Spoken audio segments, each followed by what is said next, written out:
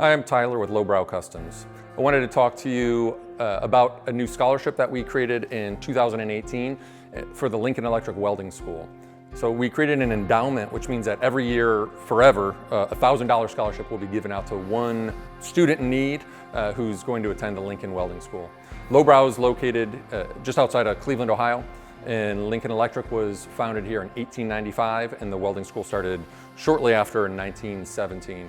We think that's really cool, and we're happy and proud to have Lincoln as part of our local community.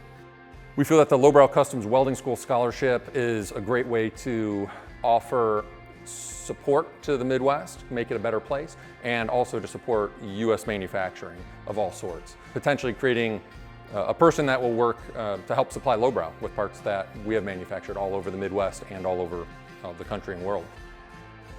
The Lowbrow Customs Welding School Scholarship is administered by the Cleveland area AWS chapter, which is the American Welding Society. For more information on this scholarship, how to apply, and to find out more about other scholarships that Lowbrow Customs offers, you can visit lowbrowcustoms.com/scholarships. Thank you very much.